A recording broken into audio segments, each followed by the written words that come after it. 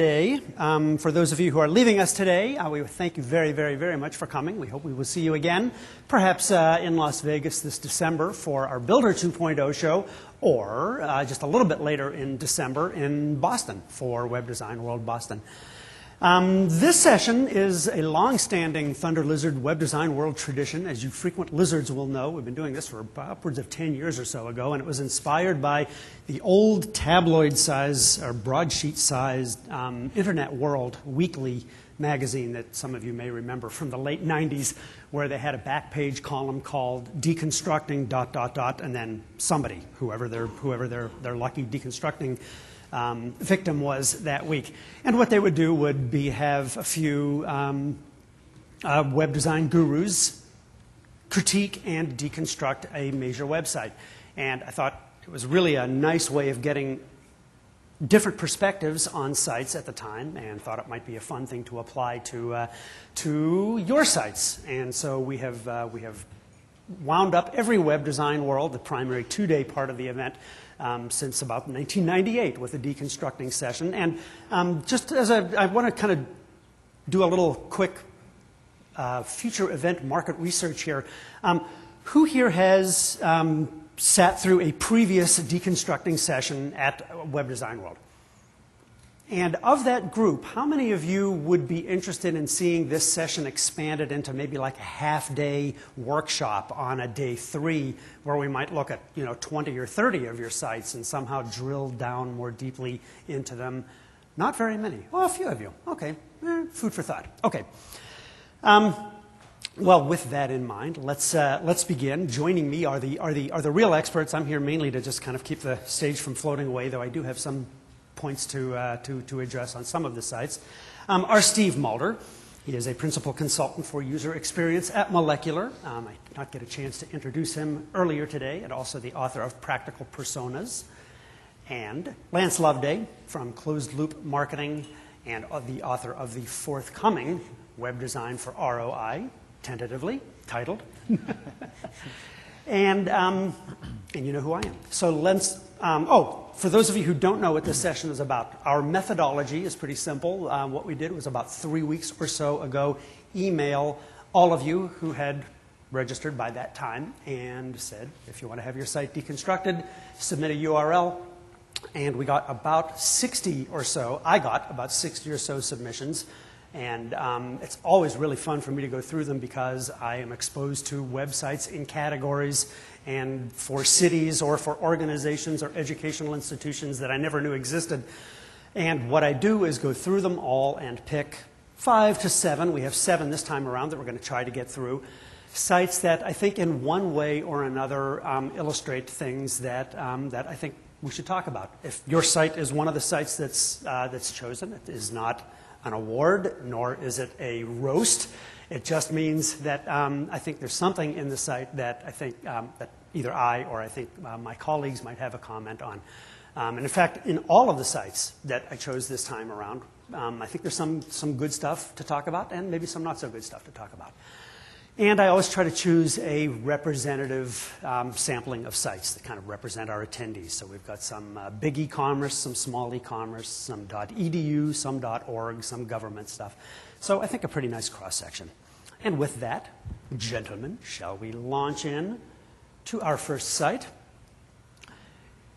Who wants to begin? I'll dive in.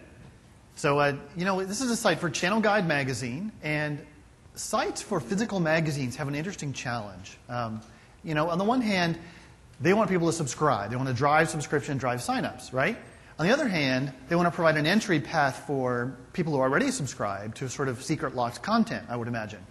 And on the other hand, they want to expose their content, but they don't want to expose too much of it, because, after all, you're supposed to get their magazine. That's where you get the real content. So it's an interesting challenge. I think with this one, Channel Guide magazine, it struck me coming to the page that I wasn't really sure what they were really focused on trying to do most, So I see, like, Shark Week is back.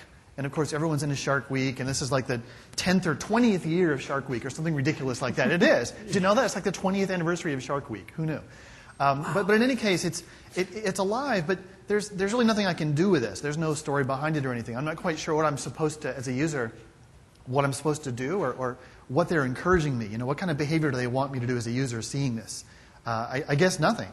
The content that's interesting on the page is actually there's a blog on this site, but you wouldn't know it. It's like down here. Let's see. I know it's down here somewhere. There it is, the blog postings. So they've got dynamic content that kind of, I think, reveals some of the thinking and editorial voice behind the site, but it's kind of hidden down here below the fold, I think. And in terms of trying to engage people and all the rich content you have to offer, it's kind of stuffed down, unfortunately. When I go there, it's hosted by WordPress, which is, of course, an easy way to quickly host a blog, but there's no navigation back. If I click on Channel Guide Magazine from here, I go to the homepage of the blog, not back to the homepage. I'm kind of stuck. There's no way to get back here. One little side thing I noticed, there's an about page for the blog, which if I click on, it's trying, hoping for connectivity. Looks like we're not going to make it. I'll go back. But that was my main reaction. I came here thinking I'd get a really sneak peek at the rich content of the web mag. I'm not familiar with the magazine really, but I was hoping that I'd get like a sneak peek of all the rich content with the magazine. But really, all I got was like a pretty graphic, but nothing really teasing me to why I'd want to subscribe, and no huge call to subscription either. There's a little link up here that says subscribe, but beyond that, there's not a whole lot here to kind of entice me in. And certainly, if I'm already a subscriber, there you can see the login to our movies database and the TV listings, movies go there. So I get that, but I didn't quite get the enticement as a prospect, I guess. Guess I'm up. I had the same sort of disconnect when I first got here, and I'm really not much of a TV guy. So my first question was, all right, Channel Guide Magazine. Based on the name, I'm guessing it's sort of like a twin of TV Guide. But there's nothing here to confirm that. So I think a short, one sentence or even more of a tagline-y type of a descriptor would be beneficial for those who may not be familiar with it. And so the first thing I did is I checked out TV listings, which I thought, no, that's sort of cool, an online TV listing guide. But I thought, no, wait a minute, no. If this is the purpose of the magazine, certainly that's only going to be available to subscribers, and that is the case. But as a subscriber, if I have it in hard copy, why would I come out and do it online? I understand why you'd want to have it as sort of a fallback, but that doesn't seem like the main purpose of the site either. So to Steve's point, I think thinking through the two distinct audiences, current subscribers, what are their needs? What might we want to say to them? What are they going to find compelling? And the new subscribers, how can we get people who aren't current subscribers to sign up? So the need to have that call to action. So when I went and checked out Subscribe, though, I was really, I found the answer to the questions I had. I thought, okay, here's what this magazine does. It's all right here. And it's pretty compelling stuff. It's pretty cool. But I think it would be beneficial to surface some of this type of content explaining the value, the benefit of the magazine on the homepage. In some sort of a feature area, and then maybe a link over here for more information so that you can sign up. Also on the blog, I noticed that there's some sort of cool content here that I think people would find interesting, especially in this somewhat celebrity-obsessed culture. But I was struck by the lack of comments. There are no... Oh, sure, now there's 2 comments. Smart ass. Yeah, they're mine. Jim in his General Hospital, I tell you. That's me, baby. Luke and Laura. Oh, sorry. Good knowledge. Well, I should say, not instead of no comments. There are minimal comments. There are relatively few comments, much fewer than you would expect for a blog of this nature, and having the visibility that you would think that this type of blog would have. Also, I noticed that there was not an RSS subscription option here. I would definitely recommend enabling that, as it's relatively easy to do with WordPress as well, for those people who do want to keep abreast of this, because RSS is really becoming much more of a mainstream vehicle and growing substantially. So I would definitely enable RSS on the blog here, and I just trapped myself in that. There we go. All right, I made back. So I think surfacing that type of content that people are going to find more interesting would be compelling. Also, the purpose of the movies database, it wasn't clear to me. It took me a while clicking around to understand what the purpose of that was. So I think potentially repurposing the homepage a little bit and divvying it up into these areas that appeal to the different audiences, potential subscribers, existing subscribers, and then surfacing some of the more compelling content, I think would be a more effective use of some of this real estate on the homepage in particular. That was about it for me. Okay. I had a couple of things I wanted to comment on. One, I completely agree that, that you need some kind of a little tagline near the top that just gives people an at-a-glance notion of what you're about. And I think you could definitely take better advantage of this upper portion of the screen to showcase that dynamic content. Two is I was also very intrigued by the movies database, and I thought, well, okay, I'll log into that. But then log in, well, there's only one field there. It's not like you're entering username and password. So what is it? It wasn't immediately clear to me kind of what you entered. So I thought I'd just type something like a random password like Schwarzenegger or something, and hit login. And only when you do that do you get kind of the clear message of, oh no, the password is printed in the contents page of the latest edition. So it's kind of one of those, a lot of print magazines do this that have an online component. They have certain areas of the site that are reserved for subscribers, and it makes perfect sense. It's one way that the print magazine industry, which I rely on heavily in my mortgage payment duties, is hoping to survive by kind of combining online and print in this way. But I think you need to make it clearer on the home page kind of what that's about. Your password's on the back cover, and it's kind of down here, but it's not here where I'm focusing at the moment. And second, I really kind of question the importance of, or the value of doing the password bullet protection thing, because this isn't really something that you're kind of worried about, like someone at the Borders Internet Cafe looking over your shoulder and glomming your password to Channel Guide, because they can always go over to the magazine section of Borders and get the password themselves. So, maybe that's kind of a layer of like bullet point password paranoia that's not quite necessary. Second, from just the standpoint of kind of promoting yourself and talking about who you are, I too was curious about, well, what is Channel Guide magazine? So I clicked the About Us link here at the bottom. And this is published by a big company. This is Tribune Media Services. These are the guys who their parent company owns the Chicago Tribune, the Los Angeles Times, WGN, the big superstation, the Chicago Cubs. So I click, well, About Us. Well, clearly they're going to say, we're a part of this mega media conglomerate. And all you get are, when they load, you'll see, they are headshots of the staff. That is all. There's no, we are About Us. Our circulation is 2 million. We're in 4 out of 5 households that have more than 3 TV sets, so you need to be advertising with us if you're, in the TV business. Oh, please load, because there are some, no, looks like they're not. Anyway, you need to take better advantage of your About Us page and tell us about yourselves. So, I think that's probably good enough for Channel Guide magazine. Let's move us on to number 5, please, and our next site. Shall I go again? Please. Round robin critiques, I guess. So this is J.R. Smith Manufacturing Company, commercial plumbing products essentially. And while we're talking about us pages, I was gonna mention this later too. But one of the things I did here too was to want to learn about the company, right? So I go to About J.R. Manufacturing. I click on the link. Oh, I swear yesterday I clicked on that link and I got a page not found. Yeah, I got that too. Did you get it too? So it's working today. So excellent, a good sign. Progress. But that's quite that headshot was quite a headshot. Anyway, so looking at this page, I feel like if I were coming here as a plumbing contractor, sort of doing the work, I'm really concerned that I feel like I would be getting products from like the late '80s, looking at the website.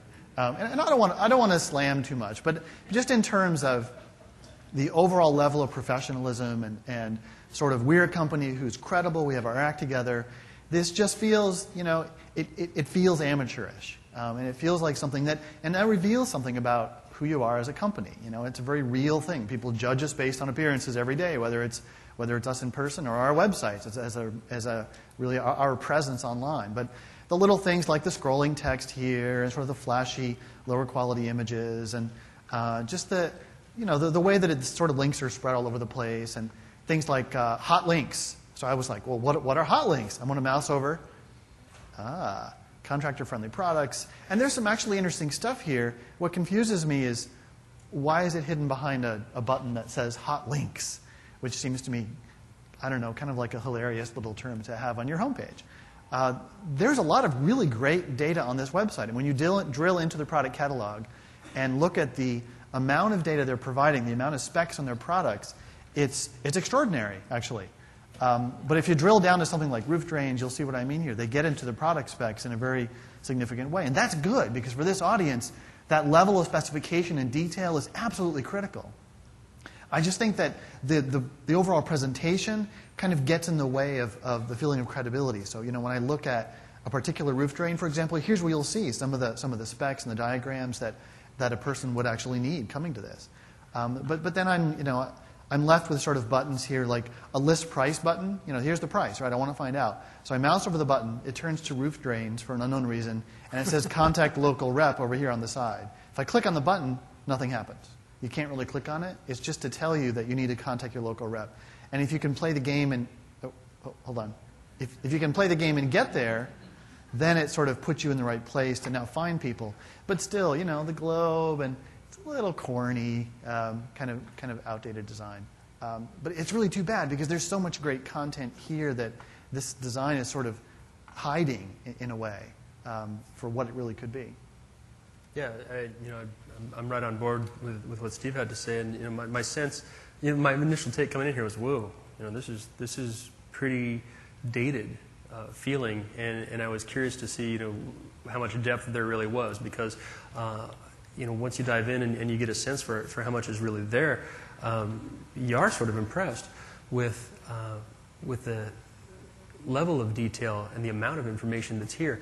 But that is not your first impression. You first get to this site, I was just talking next door about that instant impression, that initial impression that people get is something they carry with them. And to the extent that new people are being exposed to this site, I think that initial impression they get is probably not as good as you'd want it to be. To Steve's point, it feels a little bit amateurish.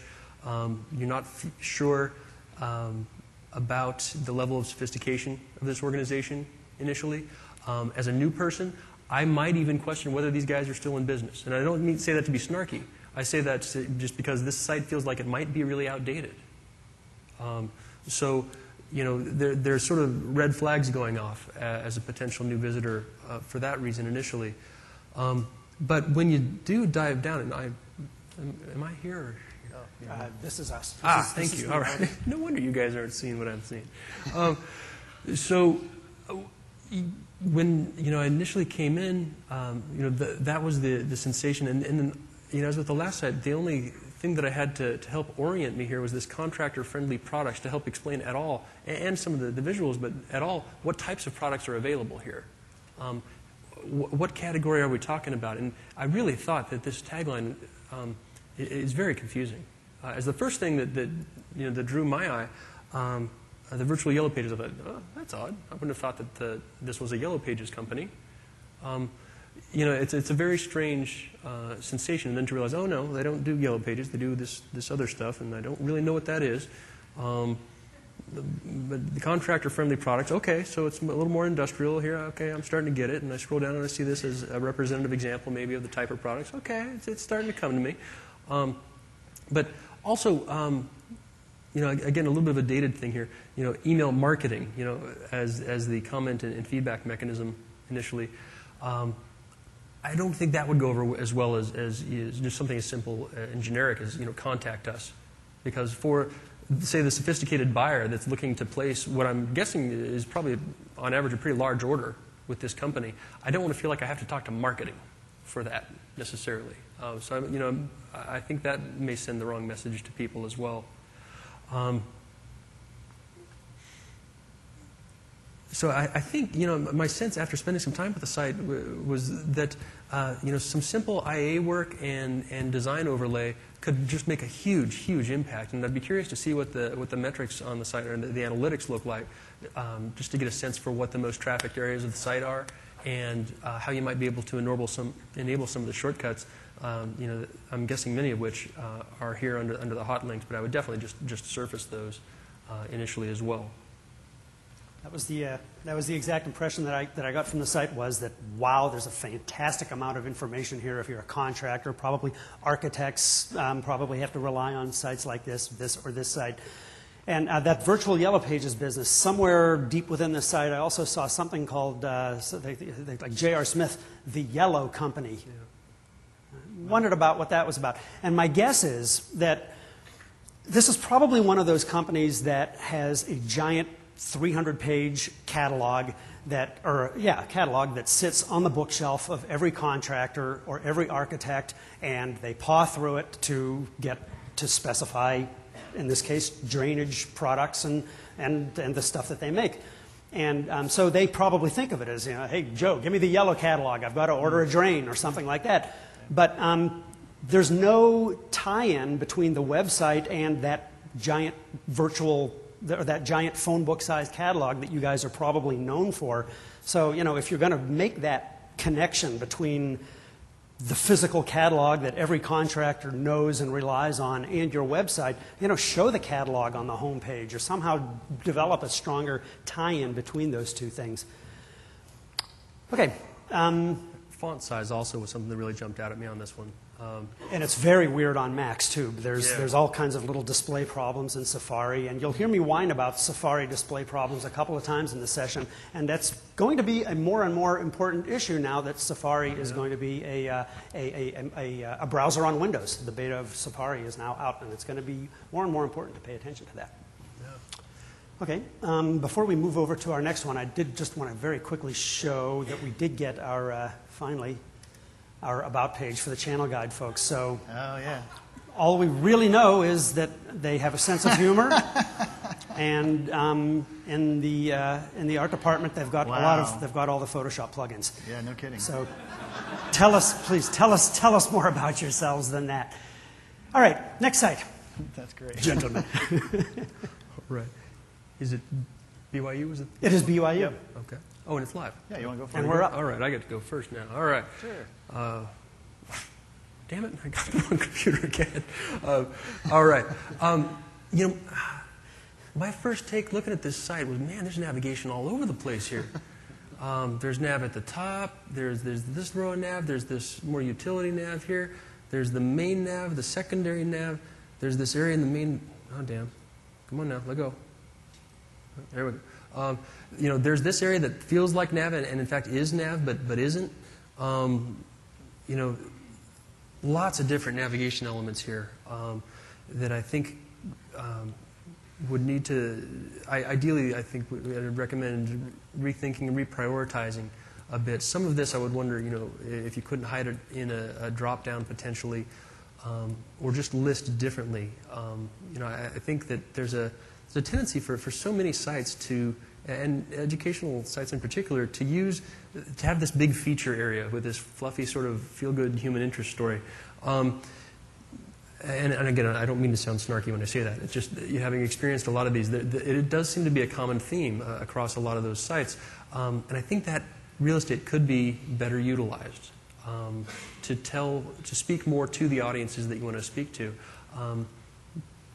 And prospective students, arguably, again, as one of the primary audiences you would want to communicate with, it's a lot of hoops for them to jump through here. And one of the things given all the navigation available here that I didn't find that usually does, I think, jump out at you more on education sites is, what's it like to live here? Campus life type of stuff. And that may be up here somewhere, but I can't see it as a prospective new student. If I just want to get a sense for what this place is like, there's nothing here to tell me that. And that is, I think, a common content and navigation element for most educational sites. So also, there's this non-standard placement of the logo here. in conjunction with this one, and this placement of navigation right up, that it butts up against the very top, I think creates a real usability issue for a lot of people, and that it's going to be invisible for a lot of people. They're just not going to see it. So I think creating even just a little bit of padding, because on my machine, I've got all the bars, the plugins across the top of my browser. It really renders a lot of that invisible. So I think this is just some padding at the top to push that down a little bit, to create a little bit of negative space around it to make it more visible. If nothing else, I think would help with that. And again, it's a very, it's creative, it's professional. I think it feels well designed. But the hierarchy is way off, and I think overcomplicated. So a couple of things I wanted to go and just to be, so we're not all being critical all afternoon, yeah. is look at some things here that are kind of interesting that I think are working really well. So on BYU, this quick finder thing which I started playing with, and suddenly realized that this was kind of a nice quick search. You know how Kayak has the autocomplete where it's suggesting airports when you start typing? This is great. I mean, as I'm typing English to try to get to the English department, it's narrowing down, and boom, I'm already there, and I can go right to the English department. I mean, this is helping people, serving them in advance, knowing what they're going to want, and helping to type ahead for you. I think that's really smart. More and more of our sites should be doing exactly that. I would also, some kudos for the site managers here, because at a college site, university site, one of the huge challenges is always consistency, right? Every department wants to do its own thing, and they clearly recently redesigned, and really big kudos about getting a level of consistency overall. I mean, I visited a variety of parts of the site, and they're generally held together pretty well in terms of getting back to BYU homepage, and there's a consistent sense of BYU, who we are, and that brand, if you will, presentation is consistent. And clearly some departments are still working. I mean, this one is, welcome to the English department. Please pardon our jest as we convert to the new web page theme, which is almost like visible panty lines on a website. I find that a lot of fun. And you can get back here. And one other thing I wanted to point out that I kind of liked. Did I go too far? Was that not inappropriate? No, I love it. I'm writing it down. Right? Their calendar here, this all-in-one calendar, is kind of a nice interface, too, that starts to take advantage of what new things that are possible in the browser.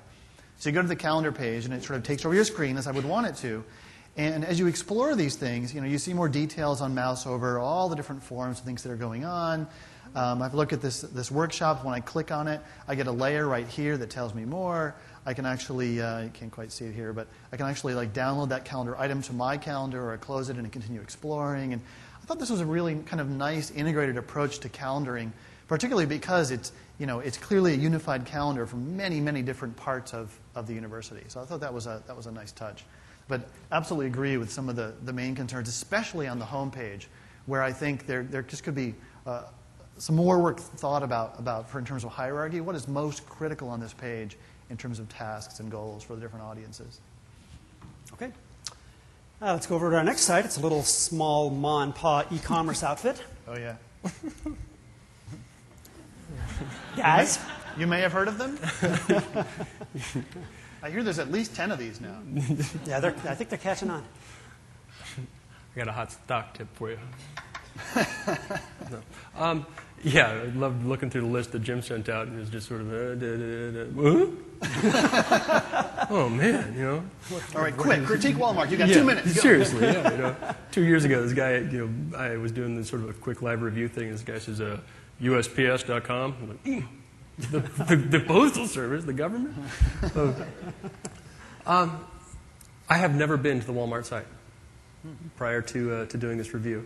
I have not been in a Walmart store in about 10 years, because there just isn't one near my house, strangely enough. So this was a new experience for me, and it was really, really intriguing because obviously so many people have been here. So first thing that struck me was this utility navigation up at the top, and I thought, now that seems a little much, seems a little bulky. And I think what set it off is just that it's so much taller than the logo here, and there's this sort of this sense of wasted space a little bit. It just feels a little bit undesigned. I thought, now that's odd. Huh. So I started wondering. I thought, well, couldn't some of this be consolidated down? And sure enough, sign in my account, go to the same place. So we could consolidate that down. And maybe some of these other things could be put in the footer possibly. And I think you could pretty easily consolidate that down to 2 lines and maybe make that whole header space feel a little bit more designed in that way. I can't believe I'm critiquing Walmart. Also, This is our big chance. Yeah, I know. Make a difference in the world. Also, too, I think the search functionality, critical and I think functionally really well implemented. It has this sense of floating here. Again, that felt a little bit undesigned in that here's this wasted space over here. And it's consistent throughout the site that way. And I thought, no, okay, that's a little strange. The Find a Store, having that front and center, I love because I do think that's probably one of the most common tasks people are coming here to do. And enabling the zip code functionality such that you're doing it right there from the home page instead of having to click to the store finder, I really like. This main feature area, I had not seen this particular type of implementation before, and my sense was, gosh, if you're going to do this and have this rotating feature, this is a pretty slick way to do it with this sort of flash-based autofill. And you see what's happening down here. As it flips, it gives you a sense, and you can anticipate when it's going to shift to the next one. Also, if it shifts, you're like, oh, damn, I wanted to see the number 1, I can go back to it. It's pretty cool if you're going to do that. I'm not totally sure that I buy into this idea of the rotating featured element, but if you're going to do it, this is a pretty good way to do it, in my view. And I was surprised because one of the things I did when I saw this is I went and looked at other major e-commerce sites, and I was surprised at the commonalities. A number of them are doing this, where you've got the option to go back to the different feature elements. A number of them are implementing the navigation, the dual nav, in the same way that apparel is up here and it's down here. I was really surprised by how many major e-commerce sites, how similar they all are and how they're all implementing this stuff. On the one hand, I thought, well, okay, I guess I can't really knock it if they're all doing it. On the other hand, I thought, does that mean there's room to innovate here a little bit? Are people playing follow the leader a little bit? Is there a question? Who designed? Do I know who designed the site? I don't know. I don't know if it was I can't think it was an internal Are you guys thing. here, or are the Walmart folks here? Big agency? In-house? Designed wow. in-house. Good Bravo. for you. That's great. Bravo. Right on.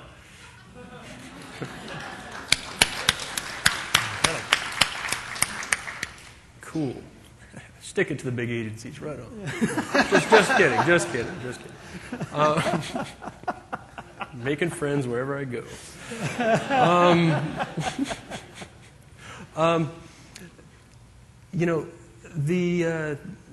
The dual nav struck me as, I thought, gosh, is that necessary? Might there be some benefit to standardizing and forcing a convention on people? Because it seems unnecessarily redundant to have the nav in both areas, up top and down the left here in this way. Also, these spotlight elements are huge. Mm-hmm. They took up a lot of space, I thought, and it seemed like that could have been shrunk up a bit on them. And the calls to action is just, a little bit of the inconsistency there in terms of the alignment. On this one it's learn more, on this one it's transformer toys, on this one it's baby.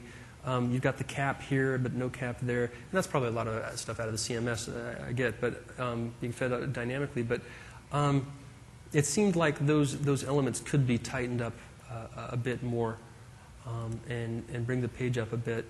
Also down here on the Walmart wire, I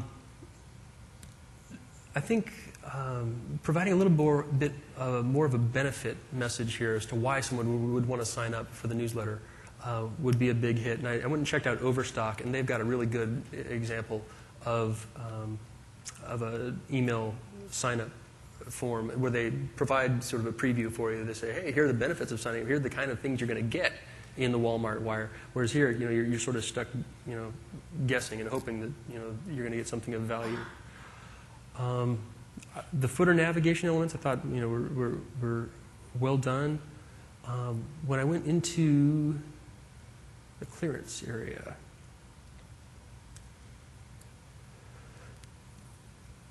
this element of the main feature area is consistent throughout the site. And I was really struck by that. On the home page it seems appropriate, but having it on the main category pages throughout the site, I felt a little bit like it was a little bit too much. Now I've got to scroll down to get to the stuff I actually want within each category. That struck me as odd. So I wondered if those couldn't be minimized somewhat or shrunk up a bit. Because if I go to baby, for example, it's the same thing. It's the same format. And I understand the reason for doing that from a standardization standpoint.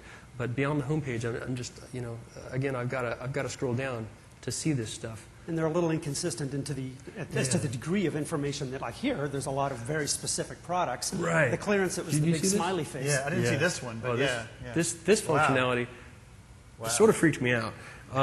At first, I thought, now this is sort of cool. And I'm not sure how you're powering this, but it's... solar. Very good. Actually, you know what, if I scroll down? Oh, not on this one. Damn. They had this great thing where Walmart is encouraging the use of compact fluorescent bulbs now. And I was going to advocate for putting that on the home page and replacing the NASCAR. Come on, no. Just kidding. Just kidding. No. This implementation, very cool, but I'm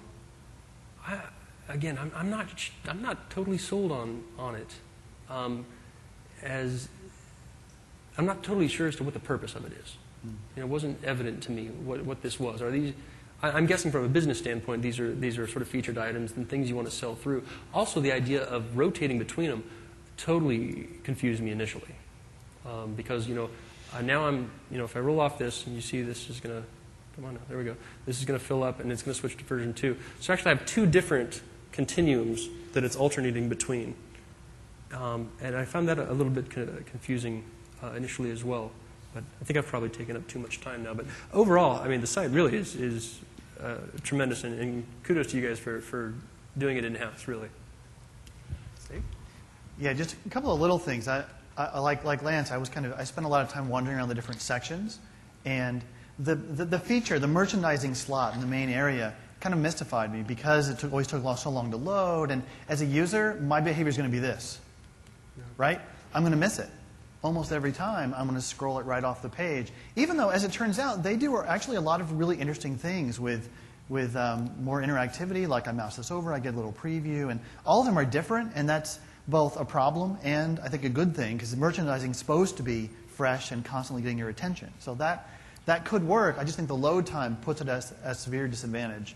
The good news here is, if I'm browsing for cameras, I can browse in any kind of combination I want to. I can shop by megapixel, by type, by brand, by price. I mean, this is great. It's allowing me as a customer to choose how I want to look through this stuff. Letting people have the power for that. I mean, we all know that's the direction to go, and I think you guys did a great job of implementing this. The only other thing I wanted to point out, there was one thing that I did think in terms of the merchandising and selling of products that was kind of reversed of what it should be. So if I'm drilling down into apparel here, and I go down, first of all, look, if I'm down into men, where's my navigation down to pants or shirts? It's nowhere, right? It's below merchandising. My left nav is full of this other stuff. I have to go all the way down here until I finally see it. That's unexpected. I would expect that to be right at the top of the homepage. But if we look at, for example, page here, let's see if this one works. My first thing, as a shopper, when I come looking at a particular product like this, first thing I want to do is look at colors, right?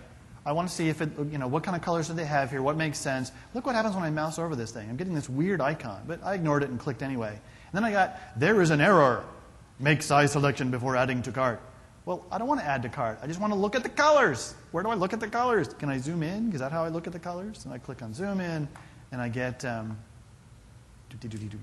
big image, as I would expect. One moment, please. I know exactly who implemented this because I see a 7 in there. I know exactly who it is. And then I see the colors, and okay, now it's going to let me experiment with colors. Thank you.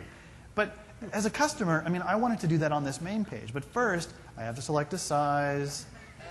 And then I can finally, see now what they've done is they're doing it because of availability, right? It turns out in extra large, only three colors are available.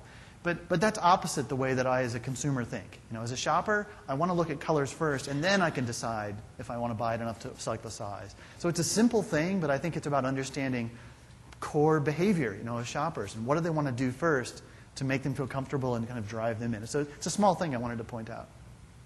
Okay. Anything to add? Or, yeah, I was really impressed with a couple of things. The first thing that I was hit by when I looked at the rotating promo area on the homepage were the low prices on plasma TVs, because I really want one. So I clicked in and I drilled in, and you've done a really cool thing where you can compare up to, I think, 4 different models. So you check a box of what model you want, and you'll get this little table of the features comparison, which I thought was really neat. The other thing I thought was that you did really well throughout the site was what a lot of people call clicks and mortar, integrating the website with the physical stores, where if a certain plasma TV was out of stock on the website, you could enter your zip code and get a list of stores in your area, and as to whether or not they were in stock and whether limited stock. And I thought that was just, what a brave new world, that all that stuff is like, it's really cool, this internet thing. So I thought you did a really, really good job of integrating those two things. Okay, we spent a lot of time in Walmart, so let's browse on to who doesn't want to spend a lot of time on Walmart? There you go. Or something. Let's move to North Carolina. This is the website for Johnston County, North Carolina, a government website, community website. Exactly. So a website for a county and a government website with, no doubt, not a lot of money. And the first thing I saw on this page that I said, they are thinking in terms of what people really want to do. And that was in the upper right, I want to, look at this. Now this is a long list, but I got to tell you, this is thinking like real people, right? I want to buy a water tap. I want to build a house or addition. I want to find property zoning. I want to find the landfill. I mean, there's some things on here that I would maybe question to bring the list down in terms of size. But I got to tell you, thinking in terms of goal-based. I want to get fingerprinted. Oops, sorry. Really? Is that one in here? I missed that one. I want Fantastic. To get fingerprinted. I'm totally going there. Do you want a building permit or a burning permit? Be careful where you click. But just the thinking behind this, thinking like, what do people want to do? Absolutely. They're not going to know what department to look at. We've all been to those city websites where we have to know to go to the Department of Social Services for this and the Department of Building, blah, blah, blah, for this. Don't ask people to drill down into your hierarchy. Now, if they know it, great. You can provide access to that here, or a variety of places around departments. Somewhere I saw departments. It's kind of mixed into living, working, and playing and learning. But this seems like just very smart thinking to me right off the bat. Now, if I were them, I would have found a way to maybe reduce the list slightly, because it does go on a bit, and perhaps make it more present in the body of the page, rather than being kind of stuffed way off the top here. I mean, I noticed it because I was looking at the site to critique it, right? So I spent the time to scan every nook and cranny. But here it's kind of hidden out of the way, tucked way in the upper right. Whereas the things that get attention are fine, and getting all of this, these links seemed sort of slightly strangely organized, living, working, playing, and learning. But I understand the need to try to organize. But I thought this is something definitely to try to bring down into the body of the page more. One thing that did strike me is when you get down into a department, it's clearly, and I think the email came in, this was like a recent CMS project or a recent redesign, I Correct. think. Yeah. So getting to a particular department like county finance, for example, it's a bit of a letdown. So you get to this page and that's it. That's all you get. And most of these pages are like that. You get to the department page, and you just get like a couple of links, and you keep on going deeper and hope for the best. And it feels very template-y. It feels very sort of quickly done. And in terms of the budget that they have, I imagine that there's a very good reason for that. And it does stay consistent. I mean, that navigation is consistently available. And now I can get back to home and departments and all this stuff. That's where I saw departments. I saw it at this level. So it's a little inconsistent in terms of my expectation of navigation from the home page to the sub-level pages. And it feels like a little bit of a letdown. I want to see this content right here instead of buried further down.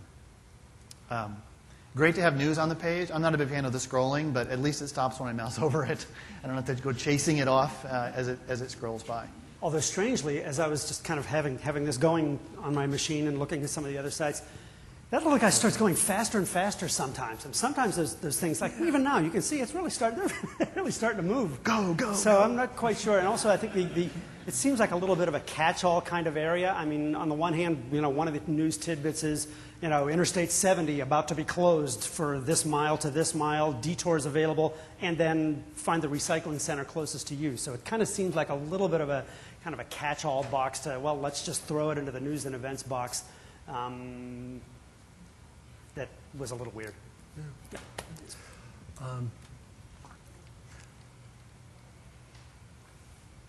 New image on me here, so I'm a little thrown. This image that you initially see, on a couple of screens that I've viewed this on, this bottom phrase was almost invisible. I just saw it up here for the first time. So I kept thinking that the tagline was like blending the richness of the past. And that was it. And I thought, that's just such an odd tagline. So just usability thing, I mean, this may just go to my intelligence, but I hadn't seen that continuation of the line. And it would be a lot more impactful if it were just one straight phrase. Or just make that punch more, because the red, being high contrast and very hot, draws the eye, whereas the green is so much cooler. It doesn't complete it visually as well as it could, I think.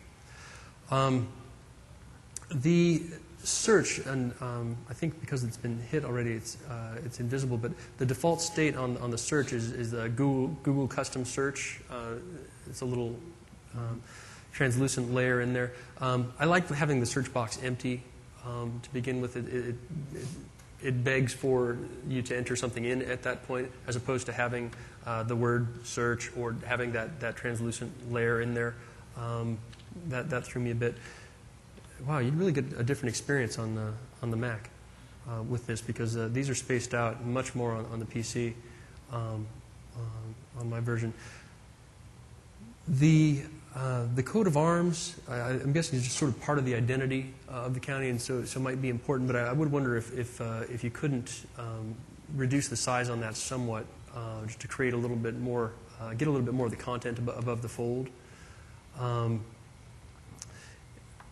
And then, just to the main issue that Steve started to address, really, I think, is one of information architecture, and I appreciate, having gone through it, that there's just a lot of content, so many different departments, so many potential different tasks that people may want to perform here, that it's hard to start small and provide sort of a winnowing path for people. Let them make simpler decisions, but the number of options is really overwhelming. Both in list. And even down, in this way, and because partially I think these category headings, as Steve alluded to, is they're very hard to differentiate between. For the person who is task oriented and comes in here, wanting a permit, for example, to have to skim through this, is going to be somewhat difficult for them. So again, I would look to find out, based on your site statistics, which areas of the site are most commonly accessed. I'm guessing that there probably are a top 10 list of stuff that people come here wanting to do more than most other things, and seeing if there isn't a way to surface that a little better and provide a little more prominence for that. But it's interesting. And then down here at the bottom, the link to the White House sort of weirded me out here. For no good reason, really, other than that I thought, oh, that's interesting, what's that? And I said, oh, it's a link to the White House. Right next to the Weather Channel link. I guess maybe that was it. I was just like, which one of these kids doesn't belong? There's the link for the website of the state of North Carolina, weather.com, and the White House. I say that a bit tongue-in-cheek, but it doesn't seem like required elements necessarily. These feature elements, one of them I loved. I've got it on my machine. Yeah, they rotate in and out, which I think could potentially be confusing for someone who saw something of interest there, comes back later and goes, damn, now I got to navigate through the site to find it. And one of them I loved was it was like pandemic flu information. And that's all it says. What? What? And like for now, I'm like, where's the pandemic flu information? Me searching on it. But it's I think a tough challenge, and I think that I appreciate how hard this one must have been, just given the volume of content, the different tasks, the different departments. So from a standardization perspective, to the earlier comments, I think you've done a nice job doing that. But I would try to surface out the common paths. And I think just like the Yellow Company, the plumbing contractor company, you've done a great job at providing a lot of information here. Just need kind of some of that fit and finish stuff to really make it shine. Okay, next up, the attendee who submitted this site wrote, "Not really my website per se, created by expensive subcontractors, but it would be good to know if our company has spent wisely." Okay, how much? How much was it? Is anybody willing to say how much they spent on the redesign? That's always fascinating, right? Clearly not. Either they're not here or they're not willing. Right, exactly. It was expensive. Interesting. So think about the plumbing site we looked at earlier and the initial first impression they gave. And then look at this one. So they spent a lot of money here on impressions, right? Knowledge is power. I'm not sure about looking at the back of the trucks. But I understand what they're doing. I mean, because it's really about tracking inventory and supply chain solutions. So there's a reason for it. And even look at what they invested here in looking at it's a much more interactive homepage in terms of featuring the kinds of things. I can go right into what do they do for consumer goods. I see it right there. I can start going right away into their solutions. I mean, there's clearly, it's a very polished kind of site. And immediately what that does, I think for prospects in particular, is it gives a sense of these people really know what they're doing. There's a certain credibility there. Now, you could say there's also a certain marketing, squishiness factor that might turn some people off. But at the same time, it's that initial impression that for a lot of people does make a difference, and it's important to think about. A couple of little things that I think I like at what they're doing. So as you drill into products, you get down to let's look at RFIDs. One small thing that I really like that this site does is when I'm on a category page like this, to link down further into products or subcategories, they feature them very simply listed out with descriptions right in the body of the page.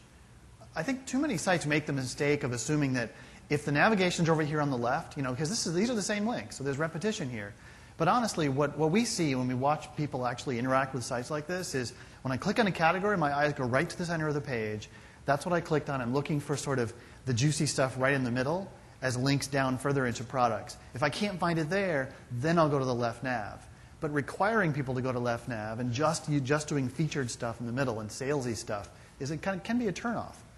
So in this case, I go down to antennas, for example, and I can get down to particular products. And even here, they do a great job of the summary, the picture, the short description, so I can get right down to a product. And what I like at this level is that it's very simple to get from overview to specs and related products. I get the main features right here. And I'm also getting right away very practical case studies and white papers related to this product. So they're not requiring me to click all the way over to industry solutions and case studies and find all that stuff. It's available right here. And I think that's important, that kind of cross-linking. Because if I'm looking at this product, I'm interested, what do I want to know? How have other people used it? And how does it work for them? Right? So you get the stories right here. Now in my mind, case studies are still very marketing-y, and we all know this. So I'd love to see some kind of ratings and reviews and people talking about it and something that's a little more unmanaged and thus more real and more believable to a given prospect. But I think it's interesting that they've played this angle. Now there's, on another product, there's something else I wanted to point out. Let's see if it's on this one. There it is. So they also have this industry applications thing, which I wondered if maybe it was a little over-engineered. So, for example, you get to industry applications, and now you can view where can this product be used, and you can click on the different headers here and see how it expands and collapses. And while I think that's kind of fun and cute, I'm not sure I see the point. I mean, not like you're saving real estate down the right column. You got plenty of real estate. Why not just show them all? I think there is an extent where you can do fun interactive things in here, but they really have no purpose other than kind of showing off. And that's the one case where I'm wondering if, yeah, you shouldn't have paid for that part. but the rest of this, I think it's a very professional site with consistent navigation and fairly solid usability. Lance? Sure. Yeah, I was pretty impressed with this site as well. I first hit this, and you know, I was struck. First thought, you know, oh wow, they do something with trucking, and know with confidence whether things are coming or going. So my initial impression was, oh, they must be one of these like freight management firms. They do some RFID stuff, tracking your shipments, and cool. And they do that, but they do a whole lot more than that. And because then I look over and I see this, you know, boundless productivity thing. And again, I mean, that is slick. It feels professional. I mean, this costs some money. And this company does a lot of really cool stuff. But I was struck at how appropriate this feel is for their target audience. Because, you know, on average, I'm guessing it's not mom and pop companies that are buying from these guys. It's large organizations that have IT organizations within them and major IT budgets. So they're selling to technology people. They're selling to IT folks. This site feels appropriate for the IT audience. It is slick, really well designed, well supported in terms of the documentation that's available, pretty intuitive. But I was struck as we were talking too about, in reference to the yellow company, the J.R. Smith company, they're targeting a totally different market there. And so it would be inappropriate for J.R. Smith, if they were to redesign their site, to go for this type of a feel. Because construction buyers and architects and so on wouldn't probably respond as well to this type of a, you know, much more of a high-tech feel. So I think that it would be important for that J.R. Smith site to maintain their identity and maintain an appropriate feel for their target audience were they to redesign, and not go this route, because this is really, really high-tech stuff. So, you know, I checked out the industry solutions which mirrors the tabs down here, and I thought this was really pretty well implemented, because although it's hard to convey the depth of everything this company does off the homepage, they actually do a pretty good job with it. You know, anytime you roll over some of this stuff, you go, wow, they're serving a lot of different industries. They have all these different products, so it's not just this, you know, keeping track of the shipments software. They're doing all kinds of stuff related to supply chain management. This is a really deep, big company, and you get that sense of, you know, professionalism, sophistication with that initial hit, and then you get a sense for the depth very quickly when you start to look through the site and see things like this. The one thing on the homepage that bothered me a bit was just how these areas sort of free-floated a little bit, and in particular the view all is down here below this line, which feels separated from me. And in fact, it's supposed to be associated with events, view all events.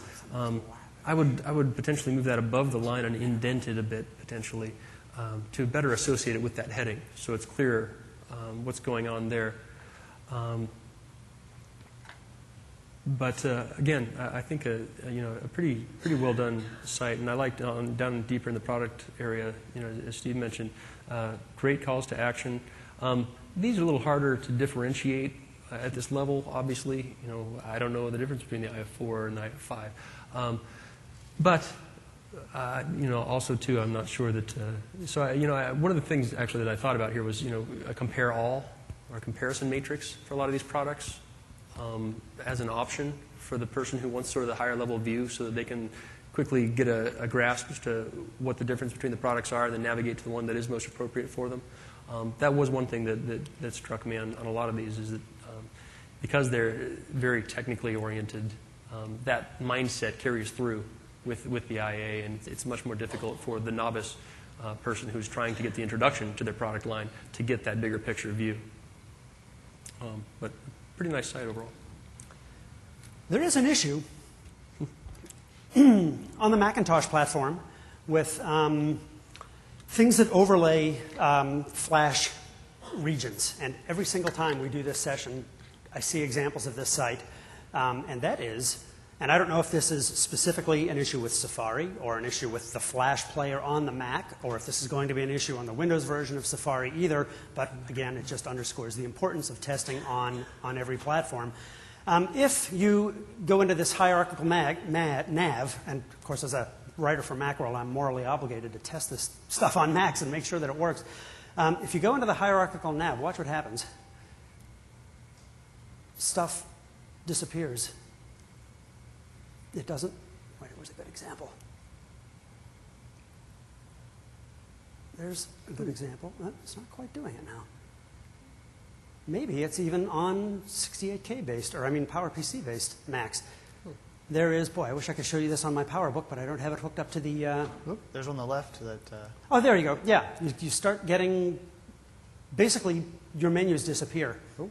Yeah, you can see it. You can see it kind of happening here. It even happens a little bit over at Walmart.com because you're doing a similar thing with drop-down menus overlaying Flash regions. So it just underscores the importance of testing that, and it's probably more important for you guys at Walmart than it is for these guys, given your target audiences. But things just get strange. So that is worth mentioning. We're actually kind of like a minute over, but we just want to mention just a couple of things on this last site that we picked. We spent a little bit too much time browsing the aisles of Walmart, so go ahead. Steve, you noticed something cool. One really quick thing. This is the transportation for the Phoenix area, the kind of the regional transportation organization. So just a couple of really quick nits. One is, how many more links can you have on one page? That is all. The next question is, the key thing I want to do coming to this site, common thing would be look for a bus schedule, right? So I click on bus schedules. And if I know my bus route, because it's near my house and I'm trying to figure out what time it is, what time it comes, come on. If I move the mouse, it often loads faster. Do you know that? It's a secret trick that actually does no good at all. Local routes, if I click on this, I can't. You missed the bus. I mean, I literally can't. I click on it and it just goes away immediately. I got it quick. And on Firefox, what happens is, oh, there it is. On Firefox, this becomes a menu that scrolls so far off the page, I have to scroll the page to get down to like Route 90. But when I scroll the page, the menu disappears. There's literally no way to click on like Route 90, the bus route. I can't do it.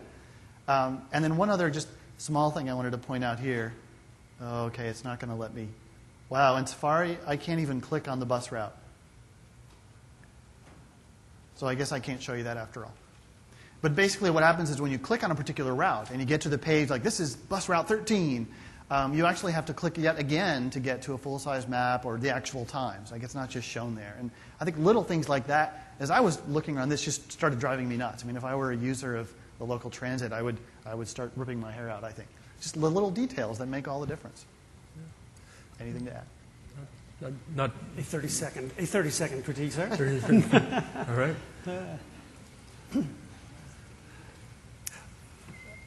I was struck by the use of the rotating nav here and these multiple icons. I really hadn't seen this very much before, and here it showed up twice in these sites that we're reviewing today. But I think if you're going to do this again, go more the Walmart route where you give people a foreshadow for them that it's about to shift before it does, so that they know it's coming and have the opportunity to stop it potentially.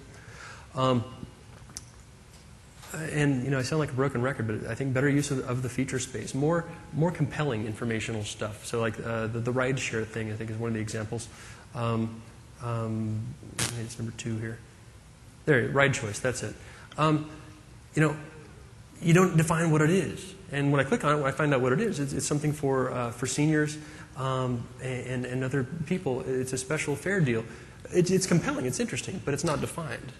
And so I think, again, surfacing, explaining what these things are within the feature area as opposed to just quick highlights. So providing more content, more information, I think would be very helpful there. I'll leave it at that. And I wanted to give you guys credit because another submission was for another transportation organization from, I think, Ventura County, California, that is just kind of a very basic site, and the attendee said, we're looking to revamp and would love some ideas. And when I saw this, I thought, this is the most ambitious bus trip planner. I loved this. I thought it was the coolest thing. You say, oh, I want to go from City Hall, and I'm not really familiar with Phoenix, so I just entered, but I do know that the ballpark there is called Chase Field, so I'm going from City Hall to Chase Field and, plan my route.